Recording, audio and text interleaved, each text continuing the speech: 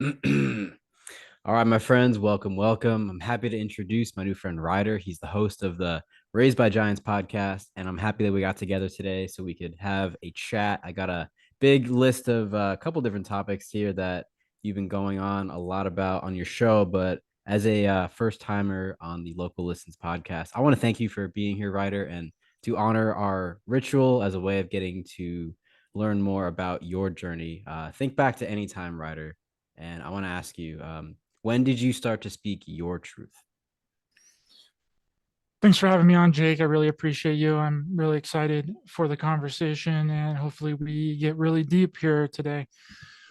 Um, well, I could have started my show way earlier than I did. I've been doing it for around 3 years now. And there was something about the way that people were doing their shows because I was watching a lot of shows, back in the day. I was watching, all of these people do this stuff and I'm like, hey, like I can do this too, right? Like I feel like I have a lot of knowledge and I've collected a lot of information over the years.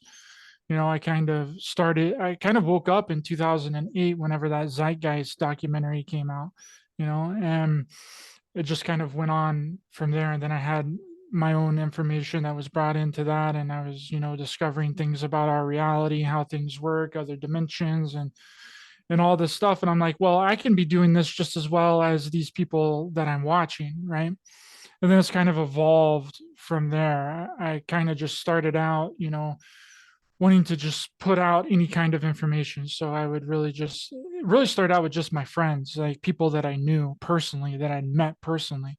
So if you went back on my channel, you would see people like my friend Scott, you would see people like my friend Anne and Davajit, and people like that that I knew personally, that I had met, that were into spirituality and spiritual concepts and spiritual ideas.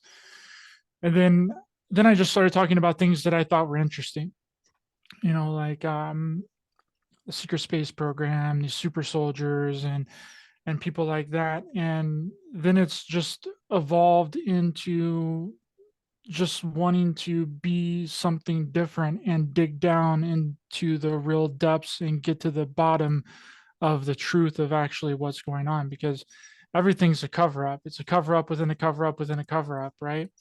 And whenever you dig down far enough, you can start to peel back the layers of the onion and then you get to the truth. Now, that truth pisses a lot of people off, right? And that's the unfortunate part about it, because they've been locked so deeply into their belief systems that anything that differs outside of that comfort zone, outside of that echo chamber that they've created for themselves, then they get triggered, they get mad, they get upset whenever their beliefs, ideas get challenged.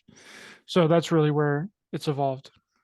Right on, man. That's a really cool answer. And you brought up this idea that the potency of any truth is really measured by how emotional it can make people. It can really challenge people's comfortable beliefs. And it's really cool that I've something I really respect about your podcast and the way that you conduct your interviews is that you're not afraid to get dark, but you do it in a way that still stays light and you still maintain a sense of witty humor. I've always appreciated that. That Mm-hmm. kind of reminds me of like a ship going through a very stormy sea, but the outside hull is very strong and secure. So I appreciate the way that you've been doing that, man. And I was chatting with a couple of friends in my Telegram chat. I was like, what should I ask Ryder? And I had mentioned your podcast is called Raised by Giants. So automatically Nephilim and the Anunnaki came up. So just starting broad, but starting big. What does Raised by Giants mean to you? Because I know that could be something that is connoted a lot of different ways. But particularly with the Nephilim and the Anunnaki, I think it's a pretty interesting weave there. What did you think about that? Well, how Raised by Giants started was, well, the original name for it, I actually wanted it to be a name of a band because I was a musician growing up. I started playing music when I was around 13 years old, and I've been in a few bands, and I just had that that awesome band name, like, and I, wanted it to be a band. And, the music thing didn't necessarily work out. There were a lot of issues and problems within that. And then I was like, well, I still have this awesome name. Like, what am I going to do with it? And then I was like, I know, I'm going to do this podcast, do this show, and speak with people. So then I decided to take that original band name that I have and then turn it into my show. But also, I'm really tall. I'm 6'4".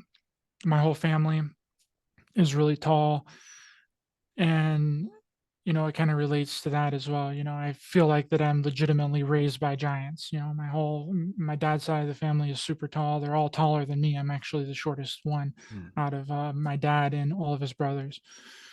And then there's a thought of some kind of DNA manipulation on my dad's side of the family. He had experiences growing up. He's seen some beings. He's seen some craft, and he grew up really close to an old World War II military base. mm, And so I was putting that all together whenever I was around 18 or 19 years old when he was explaining these things to me. He gave me a few nuggets here and there throughout my wow. life, Yeah. but then he just kind of dropped the bomb whenever I was around 18 or 19. So I was like, well, then I was, thinking it in my brain, and I'm rolling that around, and I'm like, okay, well, maybe it has something to do with some kind of DNA manipulation, because my grandparents weren't tall. None of the rest of my family going back from my dad's side were tall. So it's like we just kind of sprouted up out of nowhere. Right. And I'm not saying that that's a factor. It's just, conjecture and hyperbole, and a thought process that maybe that there was some kind of genetic manipulation or DNA Mm. manipulation within my dad's side of the family.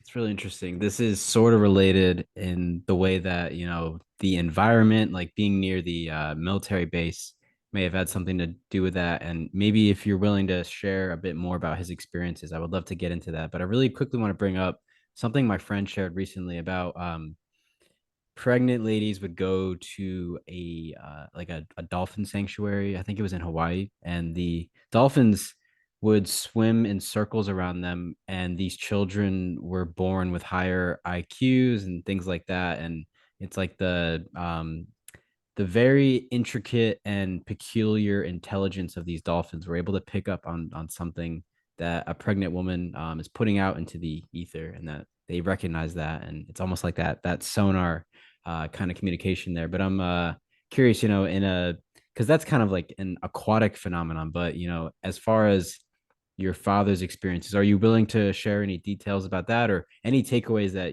because you were pretty young when he was telling you these stories? So I mean, what do you remember about your reaction, and maybe how you responded in terms of research and all this?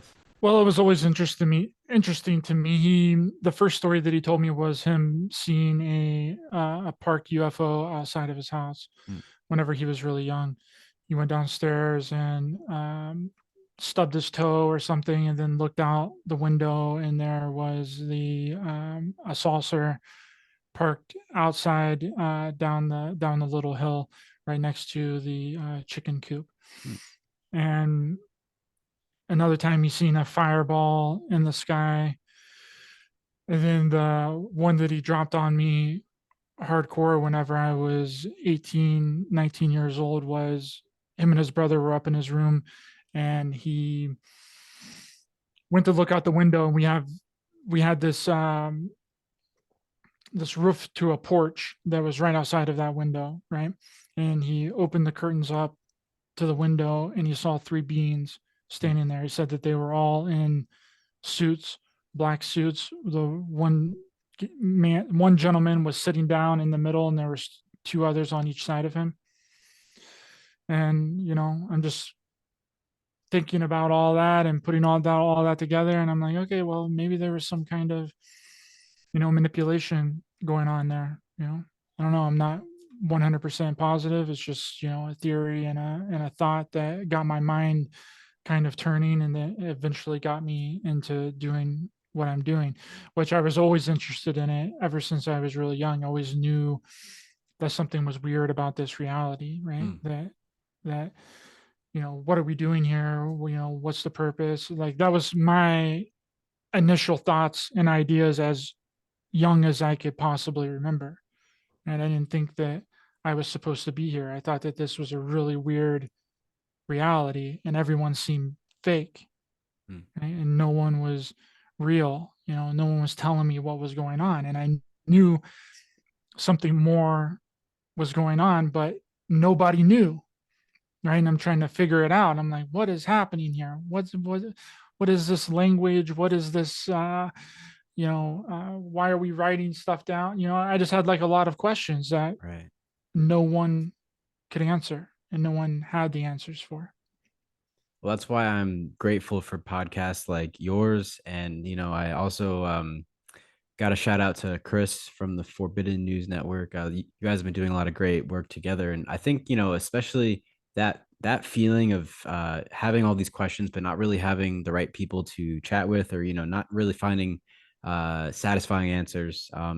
That being said, that feeling can be challenging, but at the same time, I also recognize that my questions will probably never be answered, but I'm having fun in that pursuit, and I feel like I'm growing spiritually in the process. And speaking of spiritual, the spiritual nature of this seeking, do you ever feel, just in your opinion, do you ever feel like sometimes we are guided to study certain things or to go down certain rabbit holes, like as if there was a higher power directing us, pointing us into different directions to say, like, hey, look over here.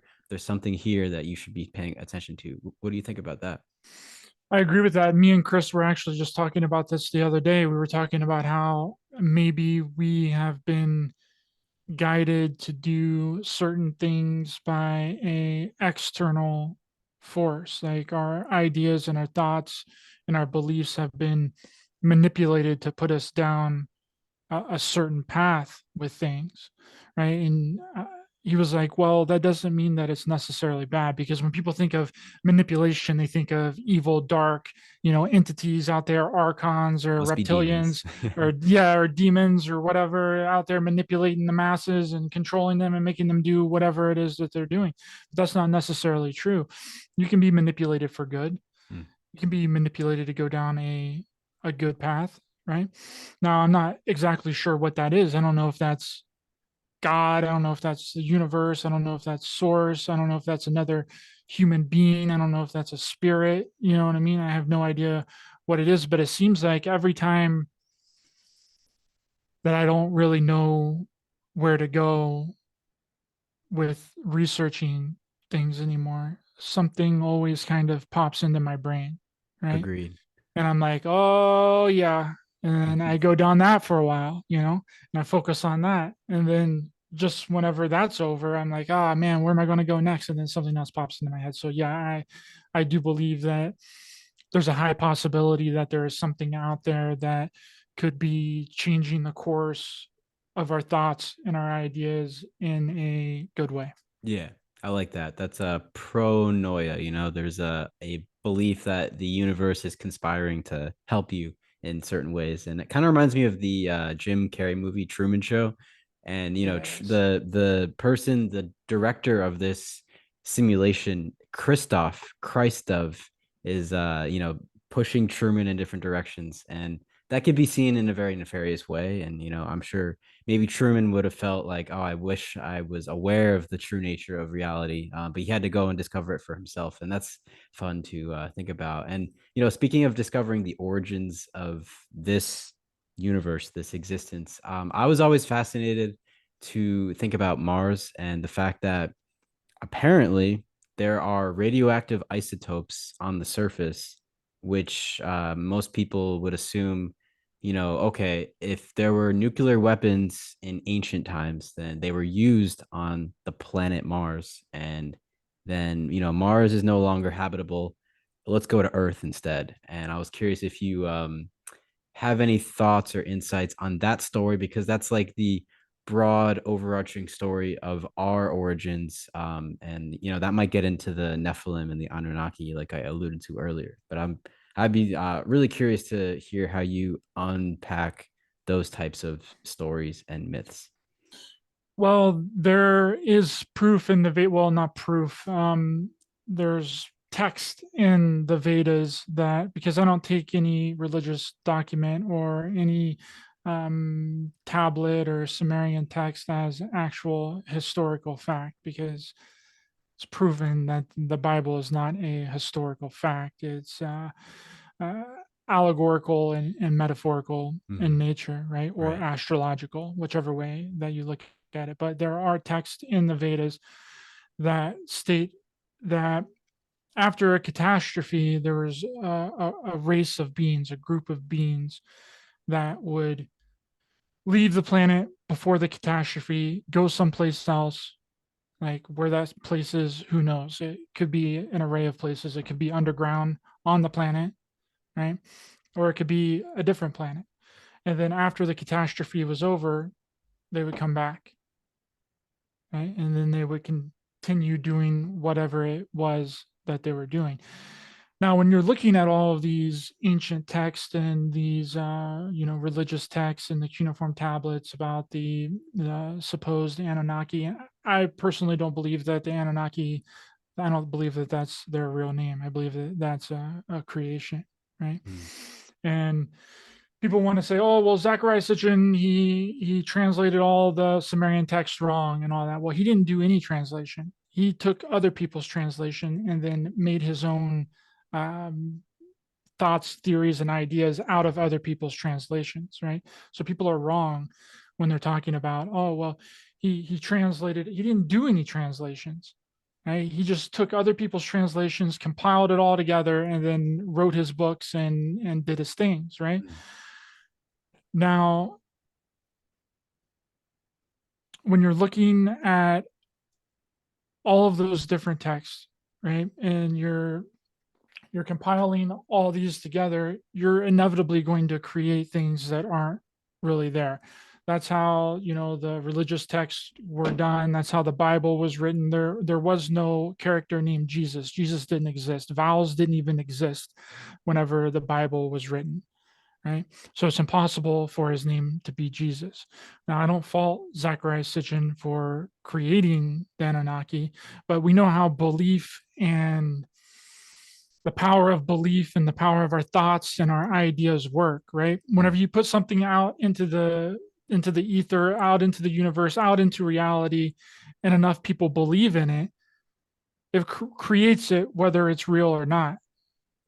Right? That's how powerful our minds are and our belief systems and the way that we structure things and the words that we use, right? Right. You can put something out that's completely fake and completely fabricated, but as long as enough people believe in it, it makes it real and it creates it in your reality. And I think that that's the way that our entire reality is based. Now, what I originally wanted to say, I'm kind of taking a long It's road all here, right. but just because these tablets and these ancient texts and these Sumerian tablets exist, what makes people think that those events actually happened here? Right? Why couldn't those events have happened on Mars and then those tablets Mm. were brought here? Right? We've got this preconceived concept that all of these things has happened on this planet. Right? Why? It's You as know, if no other planets exist or no other, areas could be um inhabited. It was just Earth. exactly. And what's the possibility if that is indeed true?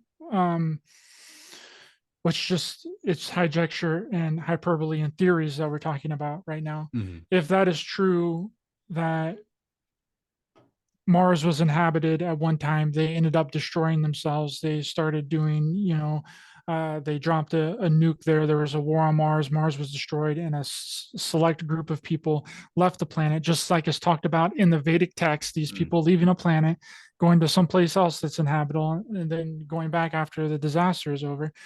If that's indeed true, what makes you believe that the people that came from Mars here to Earth didn't write the history of Mars and what happened on Mars? And then we read those tablets here and we think that it happened here. Right? I don't Yeah, know. that could be a definite source of confusion, or at the very least history is written by the victors, and that could go back for ages and eons. And it's funny that you bring up the Vedic text, because on my little list of notes here I've got the Hindu Vimanas, which are known to be Mm. like these craft that the gods would ride around on. And I appreciate your balanced approach to the scriptures and tablets and all that. And I really enjoyed talking to Micah Dan, because he was like, well, the people who wrote these texts were smart enough to write them symbolically, and we were dumb enough to take them literally. And I was like, that's a good Yeah. way to put it. Yeah. But not to offend anyone, but it's very interesting. And that's probably an interesting segue, because if we're going chronologically from, let's say, the destruction of Mars, and it's ironic that it's known to be Mars, the god of war, and Aries and all this, up to, well, perhaps more recent times with Roswell. And I was looking at some of your recent videos that you were posting. You had someone on. He was talking about the Roswell crash, and how there was a special type of metallic, this interesting metal, or this element, perhaps, that was not familiar to this Earth system, and perhaps it was something that came from somewhere else. But at the same time, I'm willing to speculate that what happened at Roswell could have been, something human. I'm willing to look at all sides, but I'm curious, because you've had this conversation a couple different ways. Where do you stand on that incident? Because it seems to be like a very good starting point from everything that comes after that, and like the Space Force, secret space programs, and all that, which we can get into later on. Yeah, the Roswell incident is really interesting, and I'm half and half on it. Like I'm constantly flipping back and Mm, forth, right? Because when you think of the ET and the extraterrestrial phenomenon, no one has ever seen a physical extraterrestrial, right? Out of all of the contactees and the supposed people that um, has had contact experiences with ETs, they've never been physical.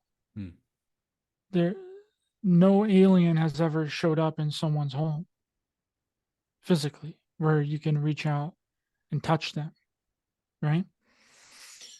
Which then gets into my theory about what they actually are. But as far as Roswell is concerned, there's a bunch of different theories on it, and it's been so put into the lore and the myth and the um, stories that's been engulfed mm, in this community. That's what everyone always goes back to.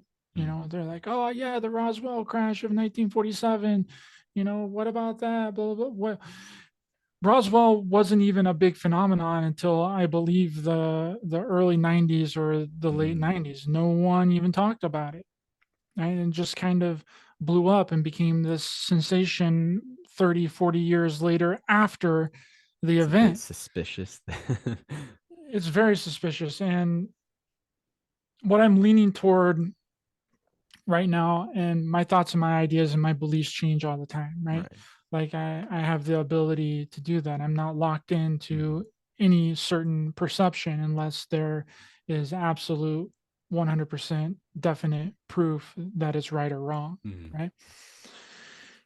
So where I'm leaning toward right now is that the Roswell event was a special access program developing either created technology or some kind of reverse engineered human technology that was brought over from World War II by the Germans during World War II, right?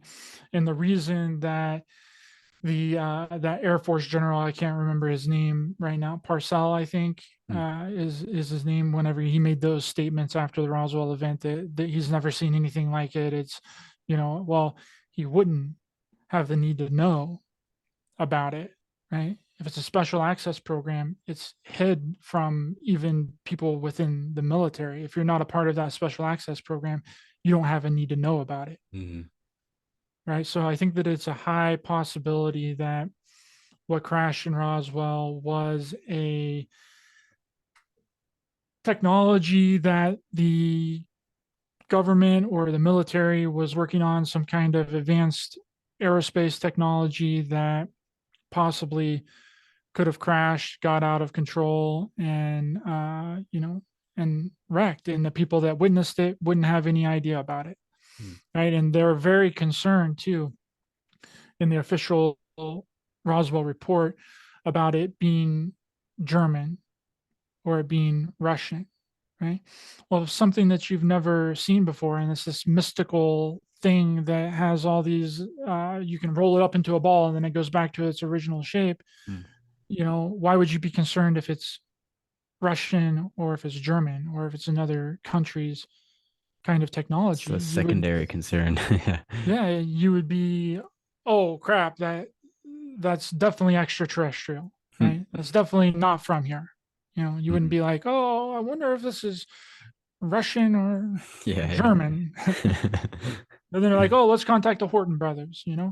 Mm. So it's like, I don't know. I'm really back and forth on it because I've had Tom Carey on my show as well, and he's a big proponent of. He's written several books on it, 10 to 15 books in his career about it, and he's convinced that it's some kind of extraterrestrial or alien craft, right? But I'm open to the possibility that it's not. Hmm. Yeah, thank you for bringing him up. Tom Carey was the individual I was referring to, and it was a cool conversation. I once again I appreciate the balanced approach because it is cool that if and maybe when there is any definite proof or evidence, although we should be skeptical of anything official coming out, it would be nice to think about things in a different way, and that's really like in a sense why I love these conversations because there's always something new to uncover, even if it's just another way to speculate or another experiencer's story. And speaking of that, you had a really cool post recently. You were talking about, well, let's back up for a second because there could be experiences like someone who gets abducted and someone who sees something in the sky, someone who claims to channel some other being. These kinds of stories have been spread around quite a lot, and when we're trying to think critically about these events, um, you brought up a great point that people who have really genuinely experienced these phenomena don't care if you don't believe them. And you can kind of gauge, it's almost like a bullshit meter. If someone is staunchly defending their point of view and they will not accept that people doubt them, then you can probably assume that it's BS. But if you find someone who's telling this story about, okay, I was taken in by beings, they did like some kind of surgical operation, et cetera, and you don't believe them, and they're like, well, doesn't matter because it happened to me. That's it's a really interesting indicator. And I'm curious, you've interviewed a lot of fascinating people, even like away from the alien extraterrestrial topic. Like you've interviewed people who have been through MKUltra programs. You've gotten into a lot of awesome military intelligence type of talks, which relate back to that German engineering that you brought up from World War II. So, in general, could you maybe flesh this out? Because this was something that I saw you post about, and I'm curious after hearing so many different stories and interviewing so many fascinating people. What do you think about the fact that, some people don't care if they're not believed, if their stories are doubted? Yeah, that was the whole purpose of my post, is that the real people that's supposed, and I'm putting, a quotation on supposed, right? Because they don't have any proof, right? There's zero evidence and zero proof for any of these people's claims, right? It's like the evidence and the proof just disappears and vanishes, right? Now, I don't ask people for proof. Like if I think that you're legit and your story is legit, then I'm willing to accept that you believe that that happens to you. But whenever someone says, I have proof, I have evidence Hmm. that this happened, and then they're unwilling to present the evidence or the proof, that's whenever it becomes a problem. So, really, where all this started with me was with the secret space program and the super soldiers, right? I interviewed a few of them in the beginnings of my shows, right? And when I first started my show, I interviewed around 4 or 5 of them, right? And by And them, you mean people who have been through this special military program? who they claim, well, they're They're claiming claiming it, that yeah. they've been a part of a secret space program, that they Mhm. are a super soldier, that they've been upgraded, that they are that they've served in space for 20 years and they've fought aliens in space. They've had high amounts of technology. They have regenerative tanks, they have med beds, they were on the Mars, they were on the moon, they were on Jupiter, they were doing all this crazy stuff that doesn't line up with reality, that Mhm. makes absolutely zero sense. And then after their 20 years, they're age regressed back to the very point that they were taken, right? And I wanted to really get down to the bottom of this. I wanted to really figure out if there is any part of their story that is real, that is legit, right? Because it's obvious that the space battles and being age regressed back in time 20 years to the very point that you're taking is fairy tale nonsense, Right. right? But I indulged them Hmm. and I was like, hey, try and explain it to me, you Yeah. know, Glad you did. tell, tell me what's going on here, Hmm. right? And so into my study, because they talk about a few different things. They talk about MK Ultra, right? They were MK Ultra, they were mind fractured, they were put into these kinds of programs. They went into a jump room. They went immediately after being MK Ultra. They went into a jump room, went to Mars, went to the moon, and did all this stuff in space, right? And I was like, okay, well, I'm going to investigate this. I'm going to dig deep into this. And I did, and I got into the MK Ultra programs, right? I read through all of the 149 declassified MK Ultra programs. And what I found out is almost every single one of those sub projects uses some form of hallucinogenic drug. Mm. LSD, mushrooms. This is what Sidney Gottlieb was known for. Sidney Gottlieb is the head of the MK Ultra programs that the CIA was doing in the early 50s, right? Mm. And he also had a brother that was a plant biologist, right? That I feel personally there's no proof for, but I feel that was actually making some of these concoctions. And a lot of this stuff that we know about today, a lot of the pharmaceuticals, a lot of the antidepressants, the Adderall, the Ritalin, the amphetamines came directly out of the MK Ultra programs. Even That's when the they Grateful Dead helped to spread around this LSD experimentation as well. Exactly. So then it became like an open air testing thing, right? Mm. They figured it out through the CIA's MK Ultra programs, and then they just released it to the public, and then they started open air testing it on people, drugging people. Sidney Gottlieb actually drugged a bunch of high up CIA officers at a meeting and put LSD into their alcohol drinks unknowingly. And then a gentleman actually committed suicide a couple of days after that experience. So I'm digging really deep into this and I'm trying to put different things together. And I'm like, well, they do this thing in the MK Ultra programs that's called de-patterning, right? It's basically like a blank slate. They get into your mind and they remove normal thinking patterns, common sense, and stuff like it's like blank slating your consciousness, right? Then they do another technique that's called psychic driving, which psychic driving, the official way that it's done in the MK Ultra programs, is through a looped audio message. Hmm. right?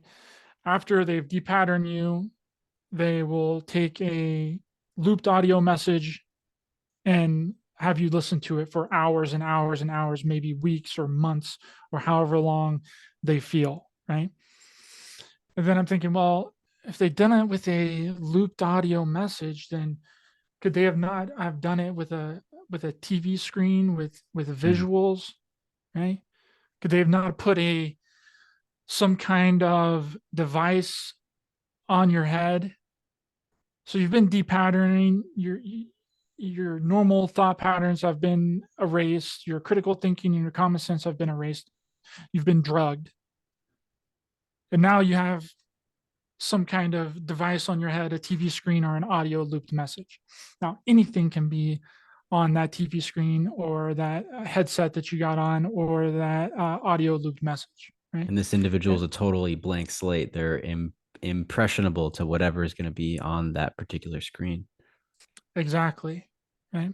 And that's where I believe a lot of these stories have come from, right? Is through the MKUltra programs, through because they started doing it open air, right? They like that's exactly what they do on the news now, right? They pound you with the exact same message over and over and over and over again, right? Until you believe it, Hmm. and that's Repetition's it key.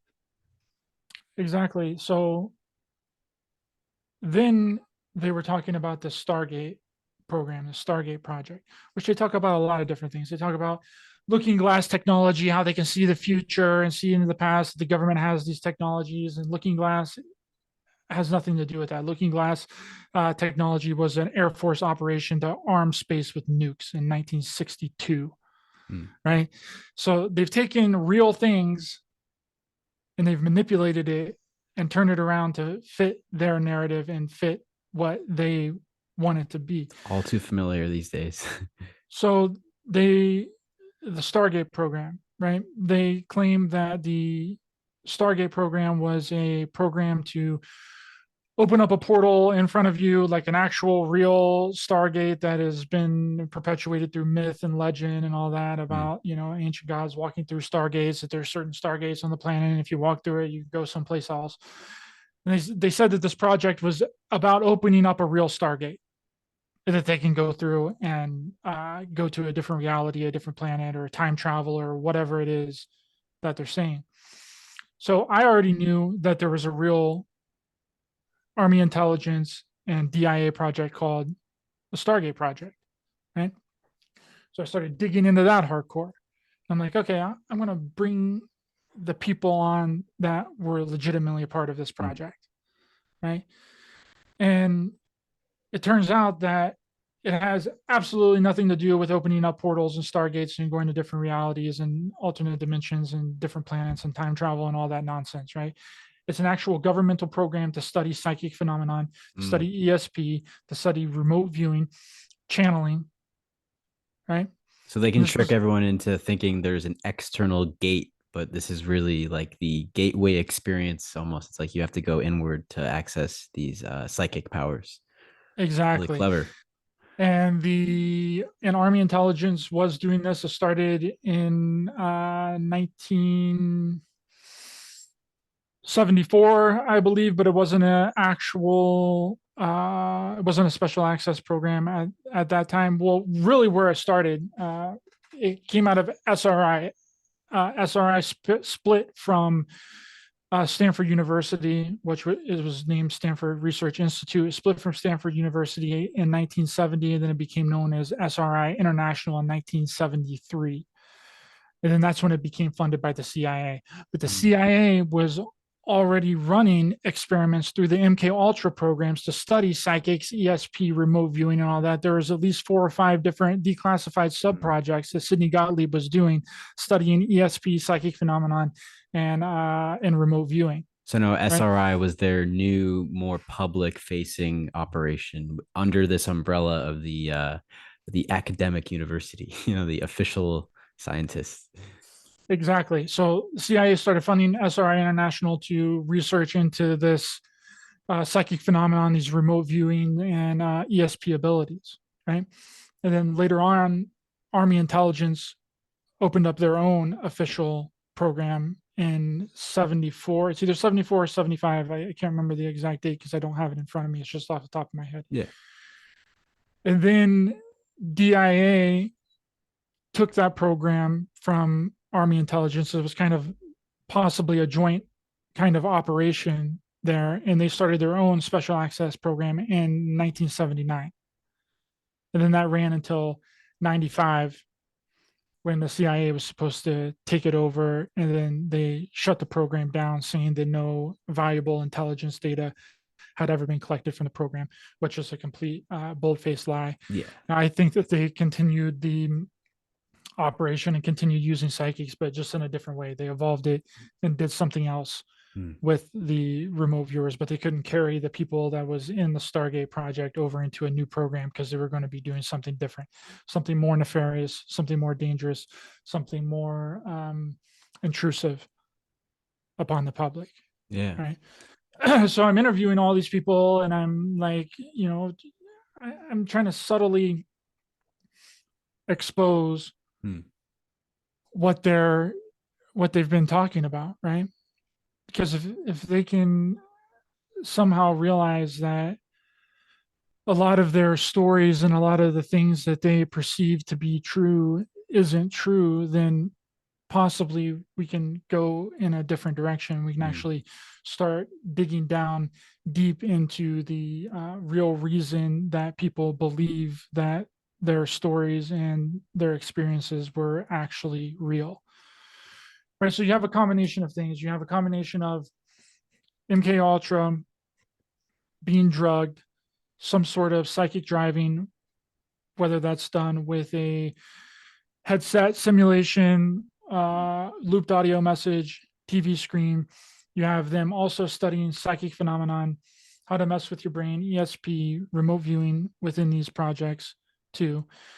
So you have a recipe for their stories being made up and not real, It's like when right? people say they could plant memories into someone's head, like that's the way that they can do it. They have to put you into a malleable state through these methods, and then they can literally project.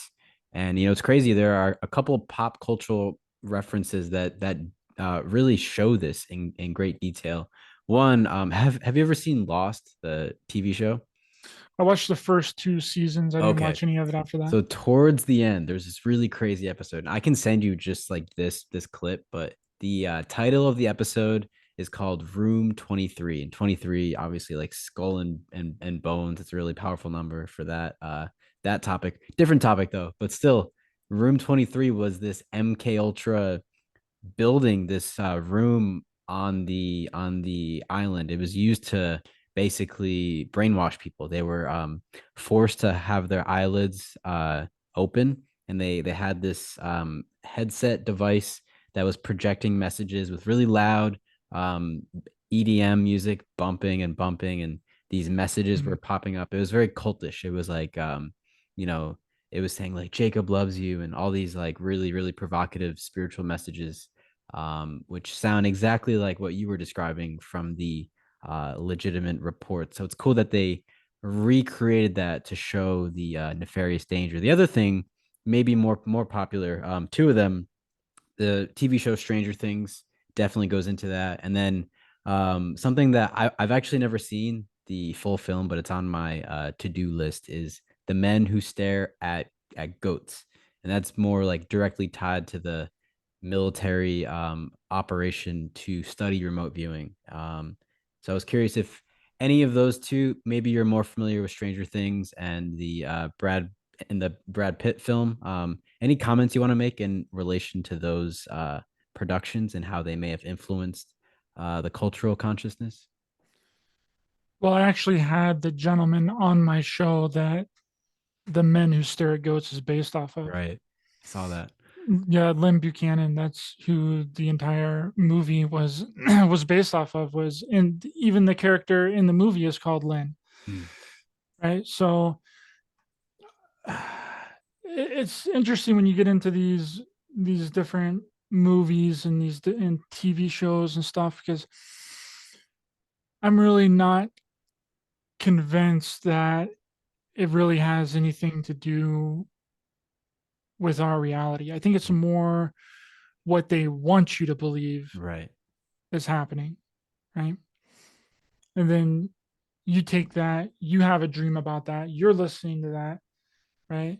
And then you have this experience based on what you've watched, and then you wake up and you're like, holy shit, this is real. You know, it's exactly what has happened with the secret space program and the super soldier Mm. asset people. One person comes out with these crazy, ridiculous stories about being in space and fighting aliens and all that, and then the listener listens to that show where that person is talking about these things, and they dream about it, they go to sleep, they have an astral experience about it, right? And then they wake up and they're like, holy shit, it's real. When it's really just programming your subconscious through what you're listening to. Mm. And then you have a dream about it, and then you think that you were a part of that program too, when that's not the way that it works. But that's how it's continuously perpetuating itself, Yeah, they can reinforce right? people's beliefs like that and validate their speculations. And the important thing is to know that it's not real, right? Your dream state and what you dream about isn't real. It's your subconscious mind. It's your subconscious thoughts. I have that happen to me almost every single night, right? Where something that I thought about throughout the day, it can be something completely random, something that I hadn't thought about in 5, 10 years, a specific someone, or something that I watched. I could be watching Vikings, the new Viking show, Vikings Valhalla on Yeah, Netflix, which I watched last night. And then I had a dream that I was a Viking. of That doesn't course. mean Yep. that I was a Viking. I used to have a lot of zombie dreams while I was watching Walking Dead with my family. That was like our Sunday ritual, and they would keep on popping up. And there's definitely a correlation for sure. Yeah, it's a programming of your subconscious and your subconscious thoughts. That's what you manifest in your dream Mm. world, in your dream state, right? And that's how it continues to go. And I've realized that, and I know that, right? Like just last night, like I was, mentioning that I was watching Vikings and I had a dream that I was a Viking. If someone didn't know that, right, and they didn't know that that's the way that it works, that what you're listening to is programming you, what you're watching on TV, what you're watching on these streaming services are affecting your subconscious, and then you're dreaming about it. Somebody that is a spiritual person, or someone that has been listening to a lot of the garbage on people's shows and stuff, they would have that dream, and then they would wake up and they would think that they were a Viking in a past life. Right. Yeah, yeah. Could be. They would jump to conclusions pretty hastily, but we got to consider what we're consuming, the ideas that are being projected onto us, like you said. Because I think even if you're not, well, this is a much bigger topic. Like we could all be in some kind of MKUltra experiment, but if you're not, like, even if you're not being drugged up on some kind of psychedelic substance, and you're not being made into this blank slate state, you're like, we are still constantly absorbing and organizing this information. So it is interesting that it would manifest in a dream state. And I do agree it would be a pretty hasty conclusion.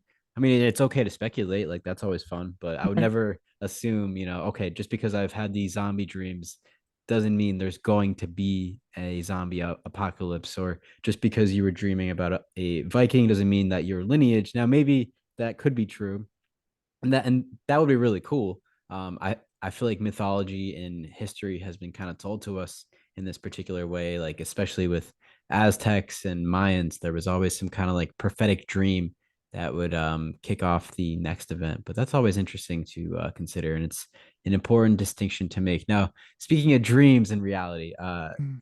I want to talk about, because maybe it was 2018, 2019. This is when I really started to listen to like a bunch of I guess like quote unquote truther podcasts, and I slowly was navigating those tricky waters to figure out what was actually going on. Still doing that now, obviously, but throughout 2018, 2019, these two individuals who I'm sure you're very familiar with, David Wilcock and Corey Good, kept on Mhm. popping up. And I kept on seeing Gaia TV ads. And, of course, they would be marketing to someone like myself.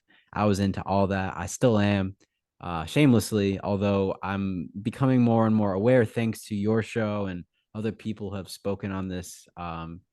That there was a lot of BS going around. And you even shared a really cool video. It was I think it was Corey Good. He was being asked, "Have you ever been to outer space?" And he's like, "Well, in my physical body, I don't believe so." So it all goes back to this is not happening in the 3D realm, not in our physical bodies, that this is an astral experience that people are mistakenly believing that is actually happening in the physical 3D world. And I'm curious, based on your conversation with Walter Bosley, which I really enjoyed, and other guests that you've spoken to about this. But as far as the secret space psyop, as I like to call it, what has been happening from your point of view, and I guess throughout this whole disaster, if we're thinking about outer space or inner space, it brings me back to the spiritual question. So, given all that's happened with David Wilcock, Corey Good, and the secret space psyop, how can we reclaim some more spiritual awareness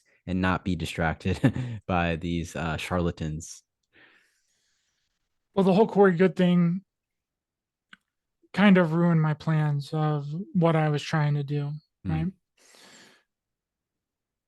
I was trying to do the exposing of it very subtly and make it undeniable over a period of time, right? And the Corey Good deposition videos got brought online in court where he's saying that he made everything up, that the 20 and back isn't real, that the Anshar that he's been speaking to are his spirit guides, they're not physical beings, that he created Dark Fleet, um, that all these things are a part of his trademark and a part of his IP, and that they aren't real. And he makes a distinction that there's Corey with his real experiences, and then there's the exaggerated nonsense stories that's been compounded upon Corey Good stories. He says that in that deposition video against the lawyer,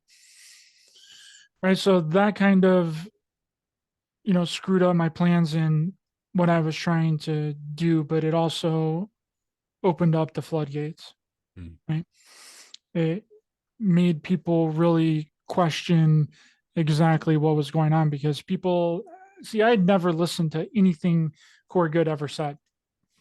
I couldn't watch any video Hmm. that he ever did, him or Wilcock, either one of them. I tried. Someone sent me a video like 3 years ago, and it was of Corey Good and David Wilcock at a conference, and I turned it off in 5 minutes. Did you instantly get that kind of like snake oil salesman vibe? I just never believed anything that he ever said. Hmm. That but somehow though, Jake, somehow I knew his story. Hmm. And how is that possible? How did I know his story, but I never listened to anything that he ever said? Hmm. Came from Right? somewhere else. Well, it came from other people copying his story, his fake made up story. Right. Right. Right? Somehow I knew his entire experience because other people have talked about the exact same things that his fake made up nonsense 20 and back secret space program, time travel, age regression story is based off of. Hmm. So then what would be the reason why? Why would this be constantly perpetuated in the community? What would be the reason that a fake, made up, nonsense, bullcrap story be continuously perpetuated in the community? Well, there's only one reason that I can think of for the reason that it's allowed to keep going on, right? None of these people get in trouble for anything that they say. They say they have highly classified information, that they have all this, that they're having meetings, that they're being transported to the inner Earth of the moon to have special intergalactic meetings with the Galactic Federation of Light and the Blue Avians and all this nonsense, right? But none of them ever get in trouble for anything that they say. Hmm. If they had real classified information, they would be getting a knock on their door, right? Like Edward Snowden, even like Dr. David Morehouse, which was a part of the Stargate project, which I've interviewed several times now.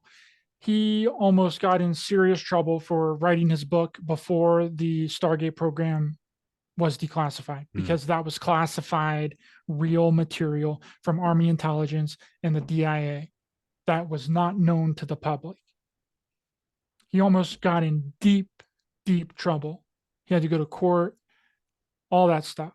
He put himself in a dangerous situation, whereas Wilcock and Good, it's almost like the authoritative system supports them. They want this public spectacle as a way of influencing the masses in some particular way. I'm sure you have thoughts on that.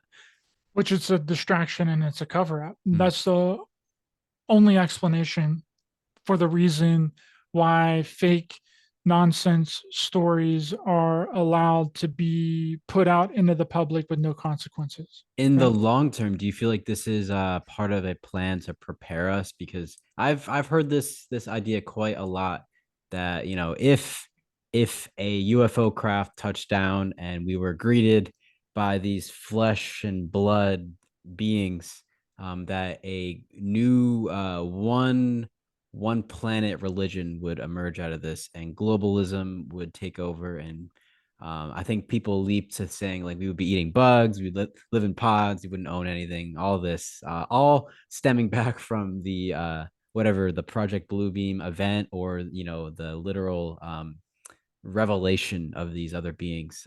Do you feel like it's something along those like, is that the track of this propaganda campaign, or do you feel like there's another direction that we're going to be heading in? All I think it's speculating, of course. I think it's another direction, and I think it's a cover up for real military operations in space that we've been doing for a really long time. Like with the Space Force? Yes, I believe Space Force is just a public name, that we've been out there militarizing space for decades now. And that was a special access black budget program. And then whenever Trump came out and said, there's a new branch of the military, it's called Space Force, right? That was just a rebranding of a previously already existing program that had been there. And there's proof for that.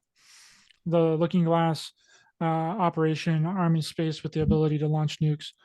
And Lyndon B. Johnson talking about how space in 1958 to the Democratic Caucus, saying that space is a superposition.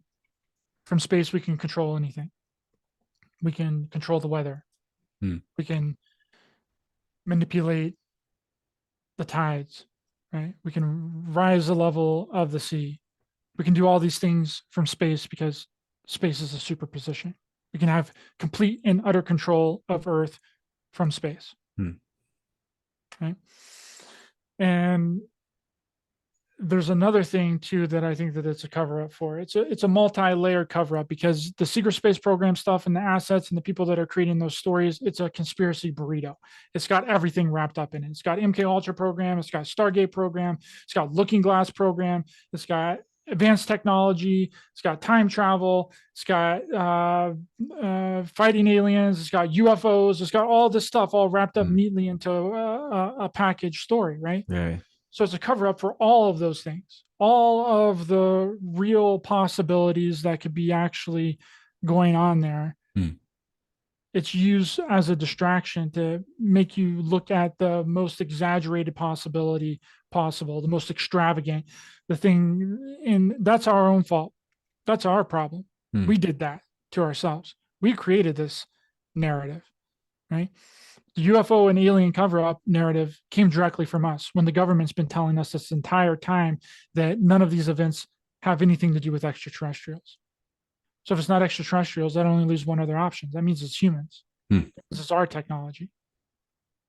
Yeah, Right? it's funny that we're circling back to this because earlier when you brought up the Stargate project, that was basically guiding people to look out, but really they should be looking in. And do you believe that this is going to have spiritual implications, or like in the other sense of this question, it's like for you personally or for your listeners, for the listeners of my podcast, everyone here on this conversation now, like what do you think is the most important thing to pay attention to if you're interested in this phenomenon? Because I think ever since UFO became UAP, I've just been very confused. And I think whatever Mhm. program that they've had to, create this public image about UFOs and changing it to UAP and making it all convoluted, it's definitely working on someone who's maybe more simple minded like myself. But, I'm having fun learning about it. But I'm just like, at a certain point, I'm like, man, like, I feel like I should look back within myself and not worry too much. Although I do love stargazing and all that, but I'm curious for yourself and for anyone listening, like what would you suggest if they find themselves feeling lost in all this sauce? Lost in the sauce, baby. Yeah, That's what happens sometimes. Sometimes right, it be like that, right, Sometimes we get right. lost in the sauce, dude. Well, first off, we've been programmed by our words, right? Whenever you say space, people automatically think that you're talking about outer space, Hmm. right? Well, the definition of space can be anything. It can be extra space in your house. It can Hmm. be the ocean. It could be a plot of land. It can be inside your head. We're creating a space in this Zoom call right now too. Exactly, right? But we've been so programmed by hearing the word space Hmm. whenever NASA says space, whenever the military says space, right? That we automatically assume that they're talking about outer space. They don't say outer space anymore. Mm-mm. They've completely taken outer They don't space even need to. Yeah. out of the equation. They just say Right. space, Hmm. you know? Now, as far as what people should be, well, not should be, but if they want to dig deep down Hmm. into some of these topics and actually get real information, is to verify what people are talking about, Hmm. right? And if you can't verify what they're talking about, then something's going on, right? And what they do incorporate some real things. They've just turned it into something that's not. Just like what we've been talking about, the MKUltra programs, very real programs, verifiable. You can look that up. On the CIA's website of all places too, right? Stargate program, very real. Hmm. You can look that up. Looking Glass, Operation Looking Glass, very real. You can look that up, Hmm. right? So, and I know that that seems like a lot, that you shouldn't have to be on your computer and verifying and checking every single thing that everyone says, right? Well, what you can do is just look up one thing. Yeah, start somewhere. Look up just one thing. Hmm. Right? If you're listening to this podcast with me and Jake here, look up MK Ultra. Track down those 149 declassified sub projects, right? Or just type in Stargate Project Hmm. or type in Operation Looking Glass, and you'll see everything that I've said is legit. It's 100% real. I'm not trying to fool anybody because I've Yeah. done the research and I know what it says. right? So that's what I would recommend somebody to do. If they're whoever they're listening to, just look up one thing that they've Mm. said during that entire interview, however long the interview was, right? Whatever sparks your interest, whatever you think is would be interesting to look at, right? And if you're And gonna you do can that, do it. read the full article, read the full document. If you can, if you got time, you can go through all of it, get the nuanced details, which the headline usually doesn't provide. I've learned that the difficult way is that you got to read the whole article. Should be obvious, but it's just my own personal blunder. Exactly. And I realize and I know that, people don't have a lot of time. They just want to throw on a show and listen to it and expect that what people are talking about in the show is real and legit. But that's not, unfortunately, a lot of people lack honor and Mm. integrity, and they create stories and they compound their own thoughts, ideas, and beliefs onto it. Now, whenever I do that, I'll tell you, I'll be like, hey, this is my personal thought. This is my Mhm. personal idea. This is what I think is going on. I just don't incorporate my own personal thoughts without first letting somebody know, what I'm saying. Well, that's a Right. perfect segue because I want to hear your personal thoughts. As we start to wrap up, we have a couple of recent incidents. I guess you can call them incidents, a couple of recent events. We had Jeff Bezos go into outer space, perhaps. We had William Shatner go into outer space, and we know that Elon Musk is all up in space in multiple ways. Um, that's those three individuals. That's a lot to get into, but you can take as much time as you want. I'm just curious, these public events, even though maybe something with SpaceX isn't as publicized, but in the same way it really is. You just got to go on Twitter, look at what's happening with Starlink. So between Bezos, between Shatner, and between Musk, what the hell is going on with recent space operations, you could say. Well, like I stated earlier, I believe that we've militarized space for a really long time. I think Mm. that started in the early 50s. And that was done by the Air Force and then later on went into NASA. And there's proof for that. There's straight up documentation of what they were doing in space at that time. But it's interesting that none of the public, like, after 1969, I think we supposedly, and I'm putting that supposedly, Mm. only went back to the moon like 4 or 5 more times after that. And then we just stopped for like, we haven't been back since. Right.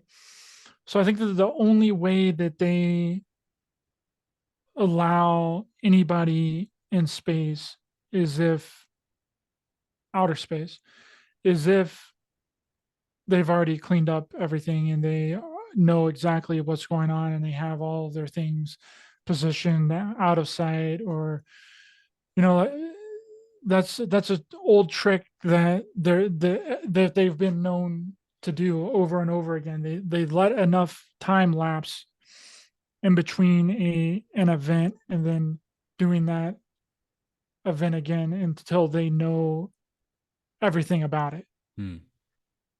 right? And they can control it,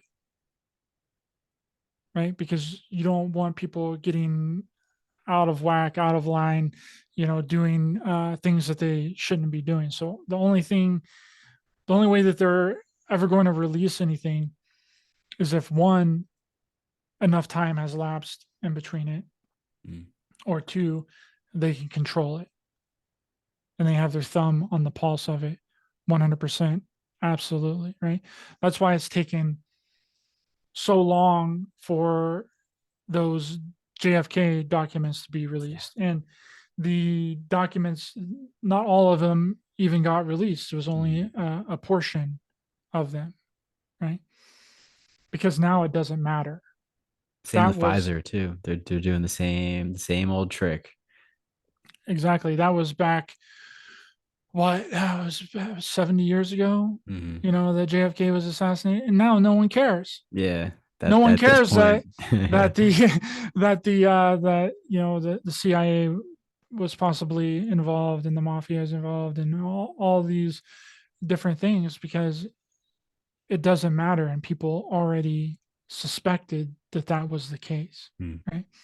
So they can come out and say it, because it's not shocking, it's not surprising that the CIA was involved in the assassination of JFK, because people's been talking about it for 70 years, Hmm. and it's been deemed a conspiracy theory, right? That's the way that it works, and they're not going to bring out anything, release anything that is going to be a direct threat or a in direct opposition to what they're doing. Hmm. Could take an entire lifetime. It's, people joke about this. They're like, if you don't believe in your conspiracy theory friends, then give them a couple months. In this case, give them 70 years. If you're still around in 70 years, maybe you can verify what they're talking about. Well, there's a lot that we got into here, Ryder, and I'm really happy because I've never really been able to dive into this particular topic too deeply with someone who has actually gone through the documentation and have interviewed people who were directly involved. And I appreciate everything that you've been doing. And on the Forbidden News Network with the Raised by Giants podcast, I think you guys, this whole community, I think we're all after the same thing, and that's just we want to know what's going on. We don't want to attack anyone and tear anyone down, but if there's someone out there spreading bullshit, then we're gonna call them out. And I appreciate you doing that. And at the same time, just like I said in the beginning, I appreciate that you maintain um, a realistic yet light-hearted approach to all this. I mean, we've had ourselves a couple good laughs on this podcast. Some of this is very dark, especially the MKUltra programming that we've discussed, and it could be difficult for people to really absorb that information. But I think you've been doing an excellent job, and I want to ask you as a closing question, what's coming up on your podcast, Raised by Giants? What are you looking forward to? Maybe interviews that you've got scheduled, things that you're going to release. I would love to hear more about that, and anything else you want to leave with our wonderful audience today. First off, thanks so much, Jake. I Mhm. appreciate your time this evening. Wonderful conversation. Thanks for having me on. And well, right now I'm in that phase of I don't really know what's going on Mhm. yet, because I haven't got my Well, that makes two of us. my new topic thing yet. But I do Mhm. have interviews already scheduled out. I think I'm going to dive back into the extraterrestrial and the ET phenomenon, right? Because I'm recently watched David Paulides' new documentary, Missing 411, the Mm. UFO connection, right? And I thought that that was very, very interesting. That's about the You know, Skinwalker Ranch too, right? no, it's not about No, Skinwalker Ranch. It's it's about different. people that unexpectedly go missing in national forests. Oh, right, right, right. Yeah. Kids, hunters, and his last two documentaries have been really focused on hunters Mm. going missing in national forests in the United States, and that documentary really renewed my interest in ETs and extraterrestrials, right? And I might need to review my thoughts and my ideas surrounding uh, ETs and extraterrestrials, because there's very interesting stories in there that are truly unexplainable, right? Mm. And I'm not afraid to do that, right? I'm not afraid to say that I'm wrong about something if it makes sense, and if you're coming at me with logic and common sense, right? But if you're just saying a bunch of nonsense and then saying that you have proof and you don't have any proof, right? Or you won't present the proof or the evidence, then that's a different issue, right? But I'm not so locked in to the entire phenomenon being nothing but the military and nothing but uh, craft that we've created, Mm. right? I think it's a high possibility that a very small percentage of the phenomenon could actually be unexplained UFOs or UAPs, Mm. right? Now, again, I think the majority of the phenomenon is us, it's humans, it's our military. Even when you look back at Betty and Barney Hill's case of 1961, Barney says that it was the military that abducted him. It Mm. wasn't until after they got regressed that he started saying that it was extraterrestrials, Mm. right? So that's another little nugget there. There's more Yeah. evidence, there's more testimony, there's more documentation. I mean, there's a patent out for the TR-3B, right? It's an advanced anti-gravity craft, Mm. basically, right? So we have the technology. We've had it for a really long time. You go back to the Sonara Aero Club that Walter Bosley is talking about in the early 1800s. They were working on anti-gravity craft. Mm. Germans during World War II were working on anti-gravity craft. All these events happen after World War II. All the abductions start happening after World War II, right? But I'm not afraid to re-examine my thoughts and my ideas and my beliefs around extraterrestrials Yeah. and possible alien or ET involvement It's on good the to be planet. open but skeptical at the same exact time. I think you've been doing well with that. Thanks, brother. Appreciate you a lot. Thanks for having me on. If people are interested, they can check me out on YouTube at Raised by Giants, on Rockfan Raised by Giants, and all the different podcast platforms, and Instagram at Raised by Giants Pod. Thanks a lot, brother. Appreciate you a lot. Badass, man. Yeah. And as a closing thought, I was thinking back to the Red Hot Chili Peppers. They got that famous lyric from Californication. There's psychic spies in China trying to steal your mind's elation, directly going back to remote viewing. And then the more recent song, Black Summer, they just say straight up, China is on the dark side of the moon. And that's something fun we can ponder as we wrap it up. So thanks again, brother. Looking forward to chatting another time about missing 411. I think that's a definite on my to watch list as we move forward. And I look forward to speaking with you again, man. Thanks again for coming on today. Thanks, brother. Peace.